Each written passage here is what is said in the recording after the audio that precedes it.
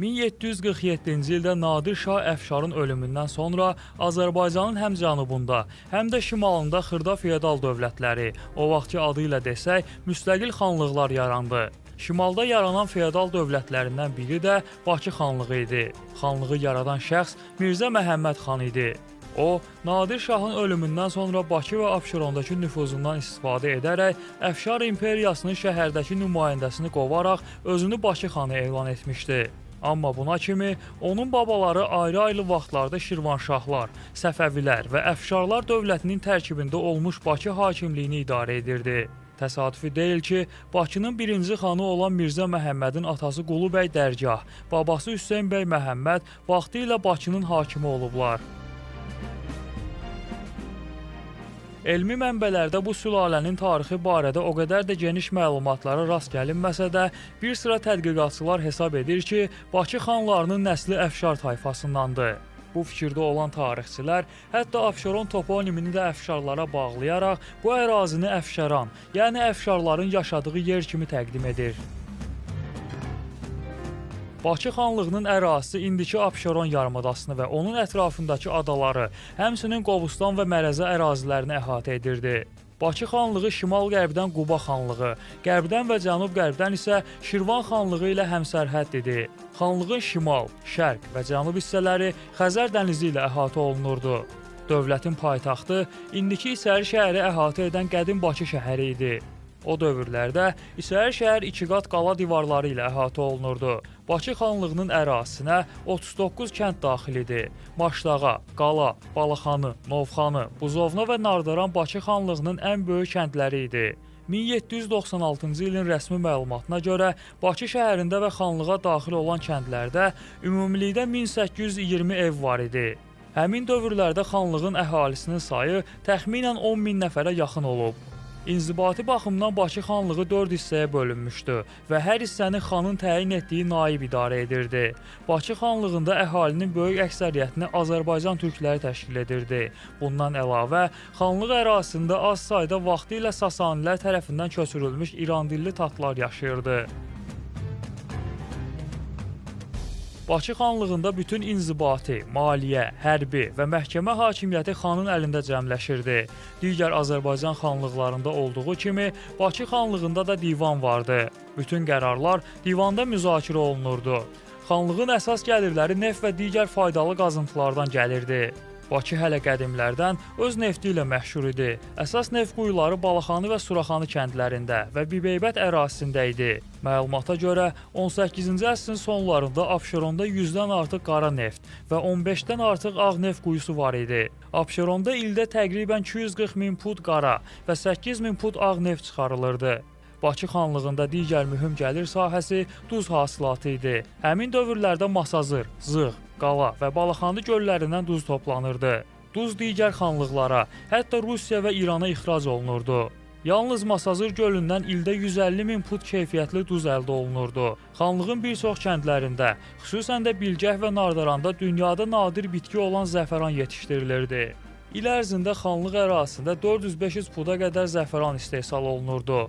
Xanlığın demək olar ki, bütün kəndlərində üzümlüklər və bağlar vardı. Xanlığın dəniz sahilində yerləşən kəndlərində balıqçılıq mühüm məşğuliyyət sahəsi hesab olunurdu. Həmin dövrlərdə Bakı və onun ətrafındakı kəndlərdə sənətkarlıq inkişaf edirdi. O dövrlərdə xanlıqda toxuculuq, xüsusən də xalçaçılıq çox inkişaf etmişdi. Həmin dövrdə Bülbülə, Əmircan və Suraxanı xalçaları adla sanla tanınırdı. Bakı şəhərində pul zərbxanaları da var idi. Zərgərlik və saxsı qabların istehsalı da durmadan inkişaf edirdi. Bakı liman şəhəri olduğundan günbəgün inkişaf edib böyüyürdü. Bakı xanlığında 1-ci Mirzə Məhəmməd xanın dövründə iqtisadiyyat və ticarət durmadan inkişaf edirdi. 1-ci Mirzə Məhəmməd xan admiral olduğundan Xəzər dənizində gəmiçiliyin inkişafına xüsusi diqqət ayırırdı. Onun dövründə xanlığın ticarət və hərbi donanması mövcud idi. 1-ci Mirzə Məhəmməd xanın oğlu Məlik Məhəmmədin hakimiyyəti dövründə Bakı xanlığı Quba xanlığından asılı vəziyyətə düşdü. Şimali Azərbaycan torpaqlarını Quba xanlığı ətrafında birləşdirmək uğrunda mübarizə aparan Fətəli xan Bakı xanlığını özündən asılı vəziyyətə salmaq məqsədi ilə bacısı Xədicə Bikəni Bakı xanı Məlik Məhəmməd xana ərə vermişdi. Məlik Məhəmməd xanın vəfatından sonra oğlu 2-ci Mirzə Məhəmməd xan Bakı xanı oldu və bundan sonra Quba xanlığından asılılığa son qoyuldu. Hüseynqulu xanın hakimiyyəti illərində isə Bakı xanlığı özünün yüksəliş dövrünü yaşayırdı. Bu zaman zənginliklər diyarı olan Bakı Çar Rusiyasının hədəfində idi. Şimali Azərbaycan xanlıqları arasındakı ixtilaflar o dövrün feodal dövlətləri hesab olunan xanlıqları zəiflədirdi. Bunu fürsət bilən Rus çarisası 2-ci Yekaterina 1795-ci ilin payızında Bakı xanlığını himayəyə qəbul etmək haqqında qərar qəbul etdi. Bakı xanı Hüseynqulu xan da buna razı idi. Lakin həmin ərəfələrdə Ağa Məhəmməd Şah Qacar Şimali Azərbaycanda olduğundan Bakı xanlığının Rusiya himayəsinə keçməsi baş tutmadı. Buna baxmayaraq Rusiyanın yardım etməsinə arxalanan Hüseynqulu xan Ağa Məhəmməd Şah Qacara tabe olmaqdan imtina etdi. 1796-cı ilin iyun ayında Rus qoşunları Bakıya yaxınlaşdığı zaman Hüseynqulu xan əvvəlcə müdafiə olunmaq istədi. Lakin Rus qoşunlarının say etibarı ilə çox olduğunu görərək müqavimətin əbəs olduğunu anlayıb General Zubovun Gilgilçaydakı qərargahına getdi və qala qapılarının açarlarını Rus generalına təqdim etdi. Hüseynqulu xanı qəbul edən Zubov ona bahalı xəncər bağışladı. Bundan sonra Rus qoşunları Bakı şəhərinə daxil oldu. Rus hökuməti Bakını öz ordusunun təchizat bazasına çevirmək niyyətində idi. Dərhal Bakı limanının möhkəmləndirilməsinə başlanıldı.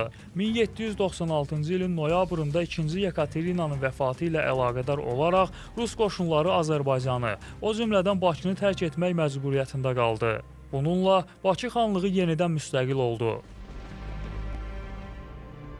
1803-cü ildə Rusiya imperiyası General Pavel Sisyanovun rəhbərliyi altında Azərbaycanı işğal etməyə başladıqda ən önəmli yerlərdən biri də Bakı xanlığı idi. Bakıya kimi Sisyanov Gəncə və Şamaxıda böyük miqyasda qətliamlar törətmişdi. İndi sıra Bakıda idi. Dinc yolla Bakı xanlığını özünə tabe edə bilməyən Sisyanov hərbi qüvvədən istifadə etmək qərarına gəldi. 1805-ci ilin 12 avqustunda Rus eskadrası Bakı buxtasına daxil oldu. 2 gündən sonra Bakı qalası dənizdən, sonra isə qurudan top atəşinə tutuldu. Lakin Bakılılar mərdliklə müdafiə olunurdu. Bakıda müqavimətlə qarşılaşdığından 1805-ci ilin noyabr ayının sonunda Sisyanov özü 1663 nəfər və 10 topdan ibarət qüvvəsi ilə Gəncədən Bakı istiqamətində hərəkət etdi. Sisyanov 1806-cı ilin yanvarın 30-da Bakıya yaxınlaşdı. Artıq Rus qoşunlarının sayı 2 qat artmışdı. Rus qüvvələrinə qarşı açıq mübarizədə duruş gətirməyin mümkünsüzlüyünü anlayan Hüseynqulu xan Sisyanova məktub göndərərək Rusiya hakimiyyətini qəbul etməyə hazır olduğunu bildirdi.